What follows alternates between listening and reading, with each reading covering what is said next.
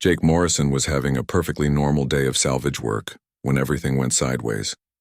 He had been pulling useful parts from a wrecked Centauri transport ship when his radio picked up a distress signal that made his blood run cold. The voice was speaking in Velian, but his ship's computer translated it automatically. Someone was trapped on Kepler 442b, and they were about to die fighting something called the Hive. Jake had heard stories about the Hive from other salvagers, but he had never seen them himself. Most humans stayed far away from active war zones, because getting involved in alien conflicts was a good way to get killed very quickly. But something in the alien voice made him stop what he was doing and really listen. The speaker sounded like a soldier giving a final report before death, calm and professional even while facing the end. Jake respected that kind of courage no matter what species it came from. He looked at his star charts and cursed under his breath. Kepler 442b was 3 hours away at maximum burn, and it was right in the middle of territory that belonged to nobody, because it was too dangerous for anyone to claim. His ship, the Lucky Strike, was not built for rescue missions. It was a modified cargo hauler with mining, lasers, and barely enough armor to stop small asteroids from punching holes in the hull. Jake sat in his pilot chair and thought about all the sensible reasons to ignore the distress call. He was just one human with an old ship and improvised weapons. Whatever was happening on that moon was way above his pay grade. The smart thing to do was finish his salvage work and get out of the system before something noticed him. Instead, he found himself plotting a course for Kepler 442b, while his music player filled the ship with loud rock songs from Earth. If he was going to do something stupid, he might as well do it with style. He pushed the Lucky Strike's engines harder than they were designed to go, and hoped the whole ship would not fall apart before he got there. The trip gave him time to think about why he was really doing this. 6 months ago, his little sister Kate had been part of a human research team that went missing somewhere in this sector. The official report said their ship had suffered engine failure and been lost in space, but Jake knew better. Kate was too smart and too careful to die in a simple accident. He had been searching for any trace of her ever since, following rumors and checking every derelict ship he found. The work was dangerous and lonely, but he could not give up on family. That was not how humans were built. When he finally reached the Kepler system, he could see immediately that something terrible had happened. The moon was surrounded by hive ships, dozens of them in strange organic shapes that looked more grown than built. They were not paying attention to anything except the surface, below where they were probably hunting for survivors. Jake turned off his music player and tried to think like a smart person instead of an angry big brother. His ship was tiny compared to the hive vessels, but it was also much faster and harder to detect. If he could get close to the surface without being noticed, he might be able to help whoever had sent the distress signal. He used every trick he had learned in 20 years of salvage work to slip past the hive patrols. He flew through asteroid fields and used the moon's magnetic field to hide his heat signature. When sensors locked onto him, he dropped pieces of scrap metal to confuse their targeting systems. The research station was easy to spot because it was the only place on the surface that was still on fire. Everything else had been stripped clean by the creatures Jake could see moving around like ants on a disturbed hill. There had to be thousands of them down there, maybe tens of thousands. Jake circled the station at low altitude and used his scanners to look for signs of life. Most of the buildings were completely destroyed, but one section near the center was still intact. His instruments detected energy weapons firing inside and something that might have been a heartbeat if he was reading the displays correctly. Someone was still alive down there and still fighting. Jake felt a familiar anger building in his chest, the same feeling he got whenever he thought about what might have happened to Kate.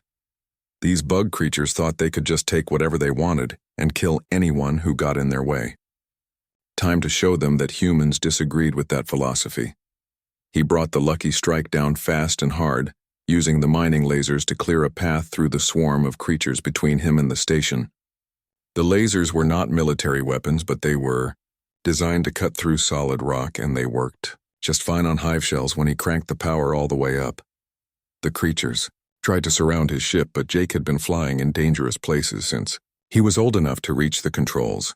He spun the Lucky Strike in circles while firing in all directions, turning his cargo hauler into a one-ship tornado of destruction. Hive drones exploded and scattered as he carved his way toward the station. His ship's computer was screaming warnings about engine temperature and structural stress, but Jake ignored them all. He had work to do, and complaints from a machine were not going to stop him. He used mining charges like bombs and turned his magnetic cargo clamps into weapons that could grab creatures and throw them into each other. When he finally reached the station, he did not bother looking for a proper landing pad. Instead, he aimed for the largest hole he could find in the outer wall and flew straight through it, using his ship like a battering ram to clear away any hive creatures that were blocking his path. The Lucky Strike crashed through 3 walls before finally coming to a stop in what used to be the main hangar. Jake shut down the engines and grabbed his tools, ready to find out if anyone was still alive in this place. He had come too far to give up now. Zareth pressed her back against the cold metal wall and listened to the sounds coming from the corridor. The clicking and scratching noises were getting closer again. She looked down at her plasma rifle and saw the red warning light blinking faster than before. The weapon was dying just like everything else on this cursed moon. 3 days ago, she had been part of Squad 7, the best fighters the Velian Coalition had to offer. Now she was alone in the ruins of Research Station Omega-7, surrounded by creatures that should not exist. The Hive had found them here on Kepler 442b, and everything had gone wrong very quickly. She remembered how confident they had all been when they first landed. The research station was supposed to be safe behind its shields and weapons. The scientists inside were working on something important, something that could help win the war against the Hive. Squad 7 was just there to make sure nothing bad happened while the smart people did their work. But the Hive had learned new tricks since the last battles. Their ships came out of nowhere, and their creatures were different this time. Bigger, faster, and much harder to kill. The station's defenses lasted maybe an hour before the swarm broke through everything. Zareth had watched her squad leader, Captain Veltar, die trying to hold the main entrance. She saw her best friend Koraan get torn apart by 3 of the spider-like drones while trying to save a wounded scientist. One by one, her team fell until only she remained, running through the dark halls with monsters chasing her. The plasma rifle made a soft beeping sound, and she knew it was almost finished. The weapon had served her well for 5 years of fighting, but even the best Velian technology had limits. She had been firing it almost nonstop for 3 days without proper cooling time. The power cells were empty, and the barrel was so hot it glowed in the darkness. She pulled out her ceremonial blade, a curved piece of metal that her grandmother had given her when she joined the military. It was beautiful, but not very practical against armored creatures the size of ground vehicles. Still, it was better than fighting with her bare hands. The clicking sound stopped suddenly, and Zareth knew they had found her hiding spot. She could hear them moving around outside, probably trying to figure out the best way to attack. The Hive creatures were not very smart individually, but they worked together like parts of one big mind. They would surround her and attack from all directions at once. She activated her communication device one last time and sent a message to her homeworld. Her voice was calm, even though her heart was beating very fast. She told them about the new Hive adaptations and warned them to be ready for different kinds of attacks. She told them that the research station had been lost and that Squad 7 had failed their mission. Most importantly, she told them that the creatures were learning to use captured technology. This was something new and very dangerous. If the Hive could take their weapons and turn them into Hive tools, the war would become much harder to win. The wall behind her exploded inward, and she rolled away just as a massive claw swept through the space where her head had been. She came up running and slashed at the nearest creature with her blade. The metal cut deep into its shell, but did not stop it from trying to grab her with its other arm. More creatures poured through the hole in the wall, and Zareth found herself fighting for her life in a room full of broken equipment and dead scientists. She moved like her trainers had taught her, using speed and skill to stay ahead of the claws and teeth that wanted to tear her apart. But there were too many of them, and they kept coming. For every one she cut down, 2 more appeared to take its place. Her blade was getting dull from hitting their hard shells, and her arms were getting tired from swinging it so much. She backed toward what used to be the main computer terminal, thinking maybe she could use some of the equipment as weapons or shields. That was when she heard something impossible. Music was coming from somewhere nearby. Human music with guitars and drums and a man singing about being far from home. The sound was coming from a damaged communication array that was somehow still receiving signals from somewhere in space.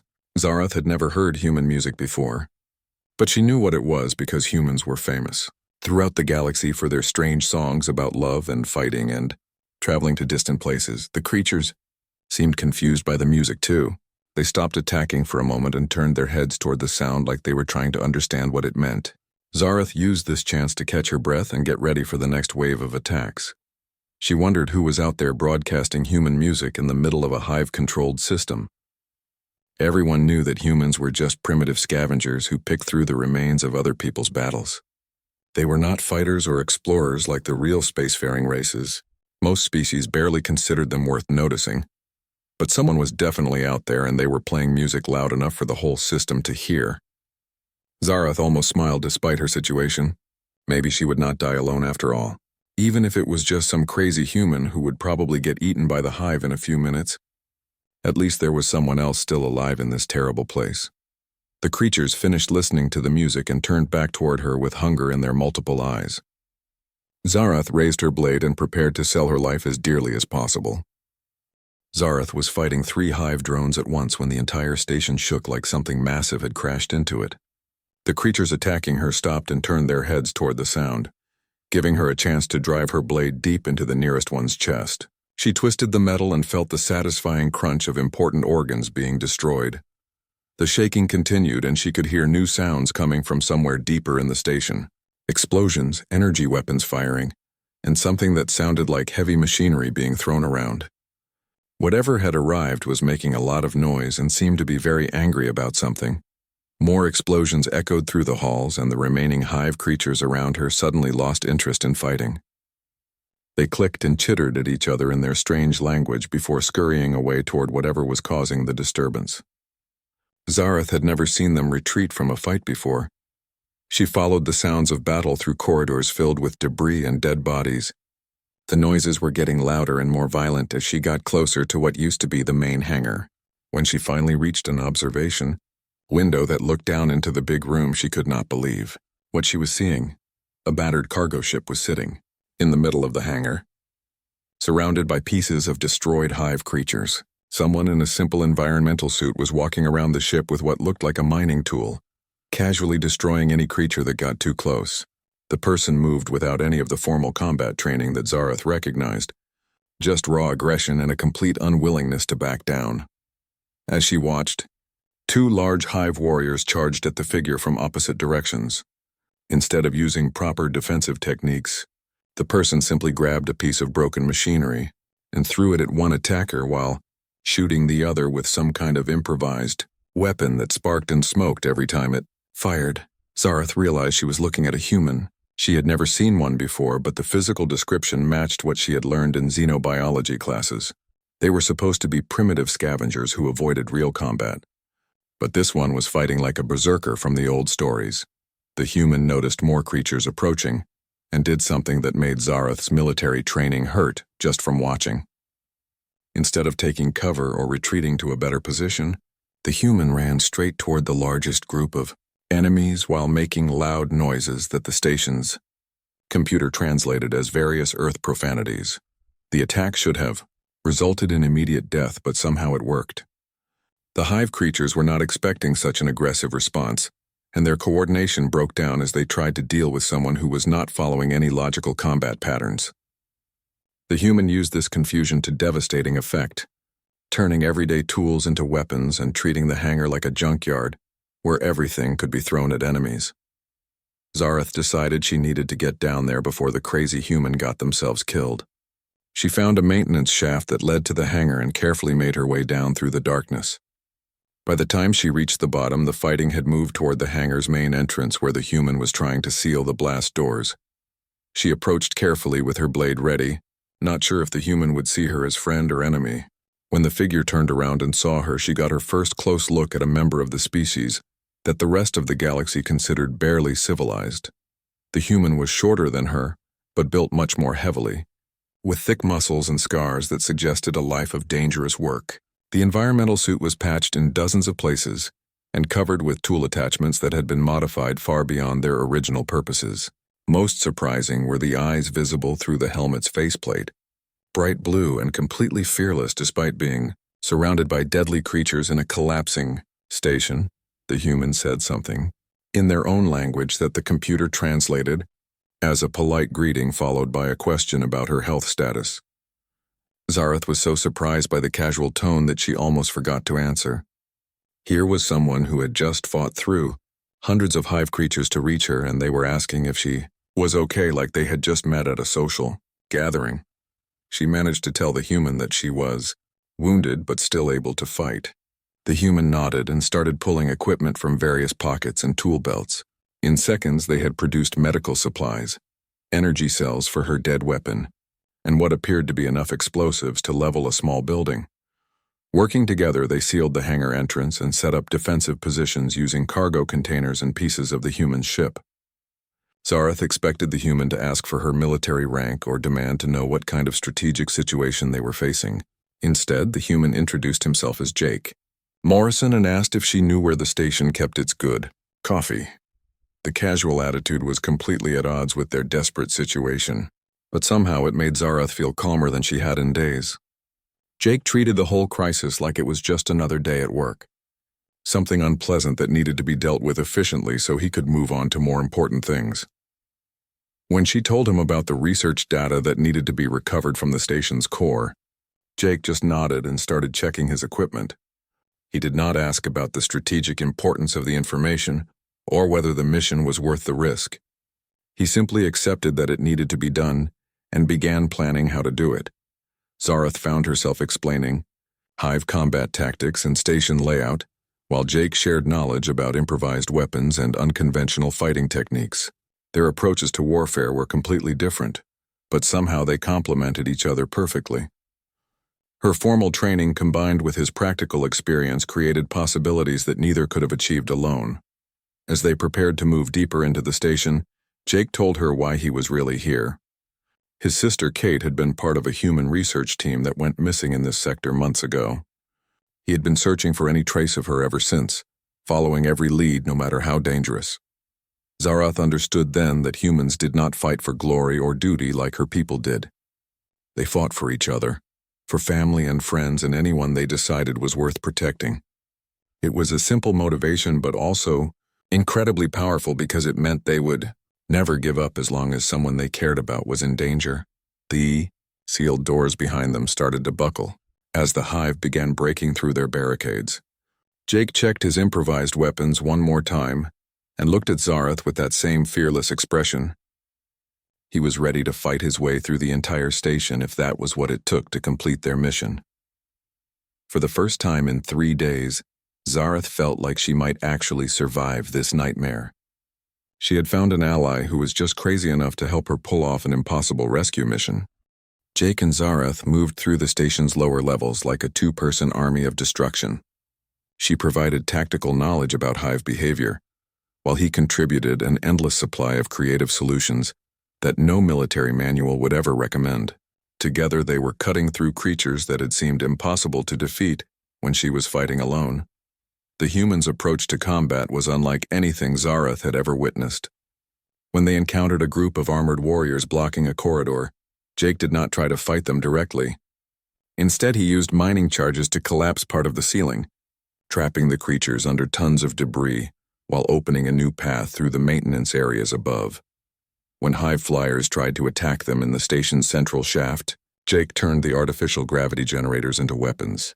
He overloaded the systems to create localized gravity wells that pulled the flying creatures into the walls with enough force to crush their exoskeletons.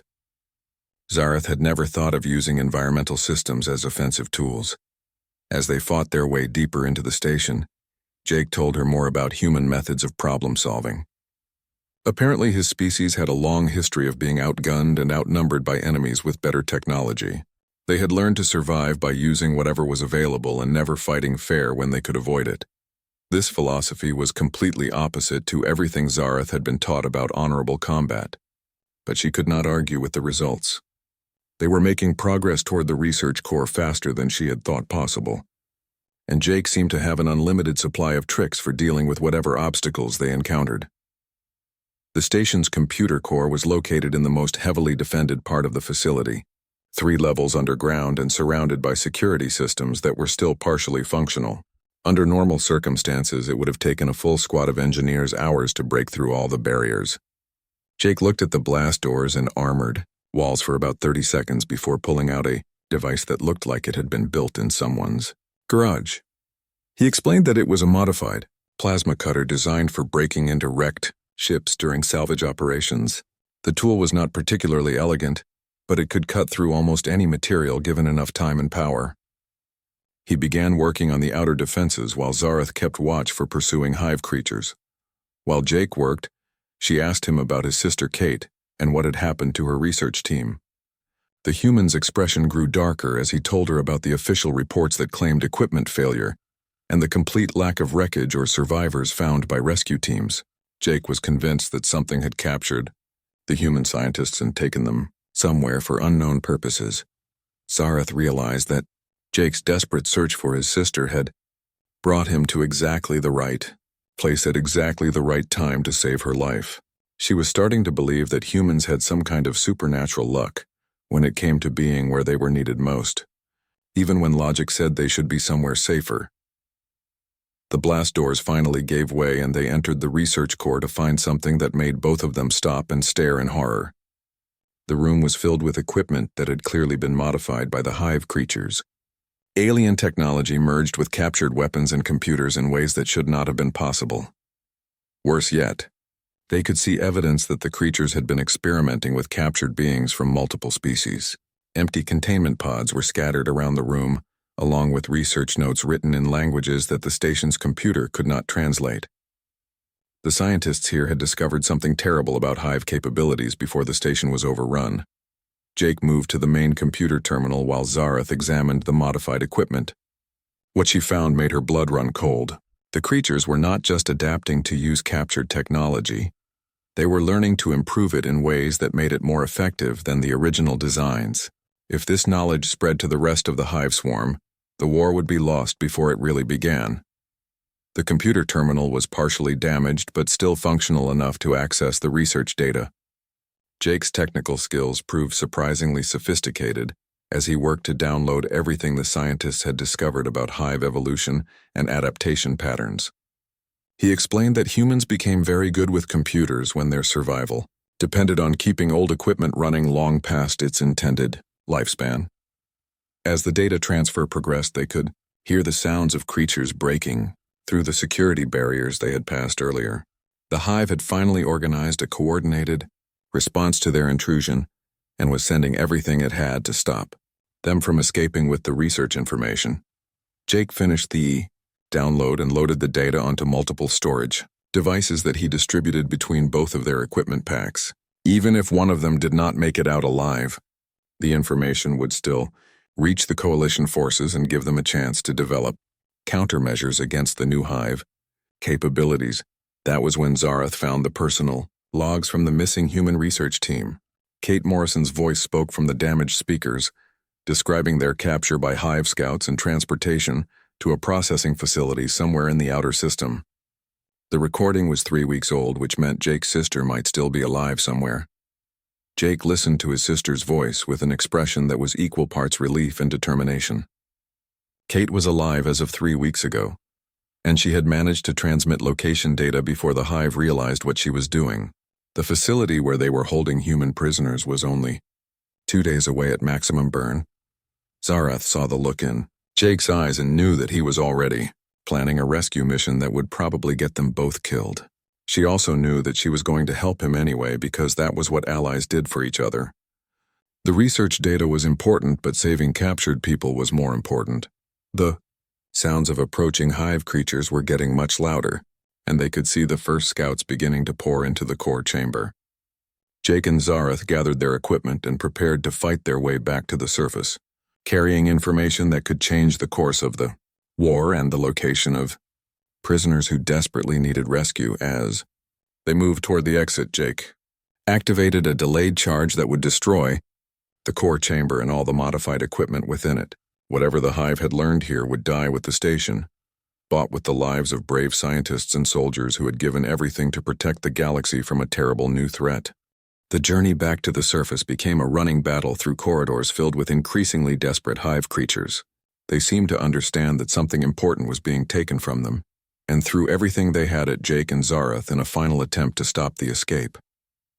The two fighters moved like they had been working together for years instead of hours, covering each other's weaknesses and combining their different skills into something greater than either could achieve. Alone, Jake's improvised weapons were starting to fail from overuse, and Zarath's blade was chipped and dulled from cutting through so many armored shells. But they kept moving forward, driven by the knowledge that the information they carried could save countless lives if it reached the right people in time.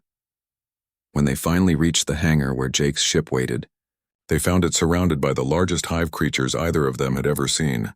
These were not the smaller drones they had been fighting, but massive warriors the size of ground vehicles with armor that looked like it could stop military-grade weapons. The creatures had been waiting for them to return, turning the hangar into a trap. Jake looked at his damaged ship and the army of monsters between them and escape. For the first time since Zarath had met him, the human seemed to be considering the possibility that they might not make it out alive.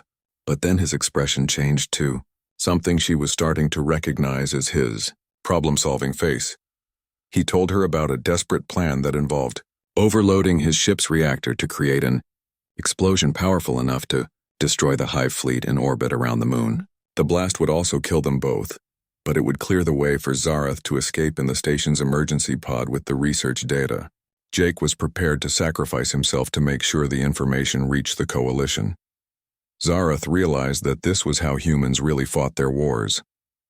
They did not just risk their lives for victory, they gave their lives willingly if that was what it took to protect the people they cared about. Jake was ready to die to save his sister and countless strangers who would never know his name.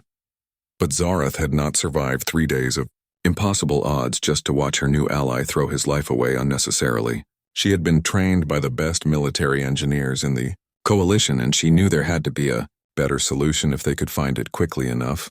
Working together, they modified Jake's plan to use Velian shield technology in combination with human engineering improvisation. Instead of a simple reactor overload, they created a controlled explosion that would cripple the hive fleet without destroying everything in the immediate area. It was dangerous and complicated, but it might actually let both of them survive to fight another day.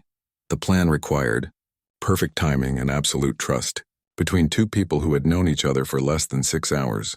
Zarath had to use her military codes to override the station's power systems, while Jake prepared his ship's reactor for controlled release.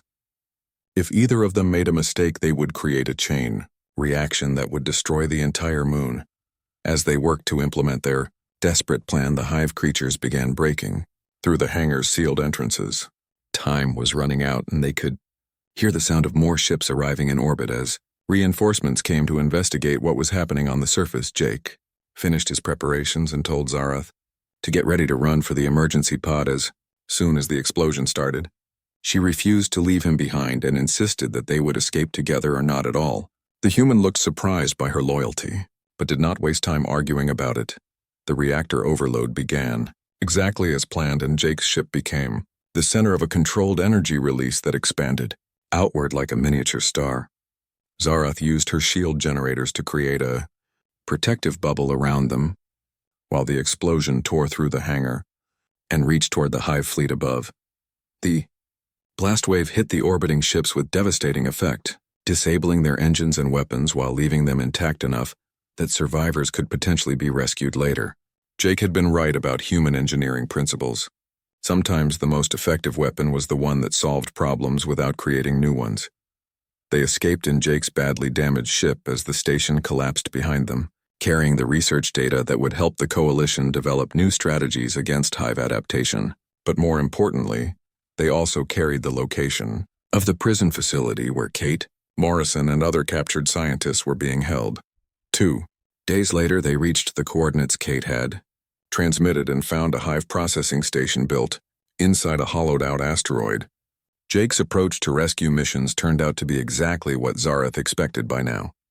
Instead of careful reconnaissance and tactical planning, he simply flew straight at the facility while broadcasting human music at maximum volume and firing every weapon his ship could carry. The rescue operation was chaotic and violent and completely successful. Kate Morrison and 15 other human scientists were recovered alive along with prisoners from 6 other species who had been captured for hive experimentation. Jake's reunion with his sister brought tears to Zarath's eyes as she watched 2 humans celebrate the kind of victory that could not be measured in strategic terms. When they finally reached coalition space, Zarath presented the research data to the Galactic Council along with a personal recommendation that humanity be invited to join the war effort as full partners rather than ignored scavengers. She had learned that humans possessed something that advanced technology could not replace, an absolute refusal to abandon anyone who needed help.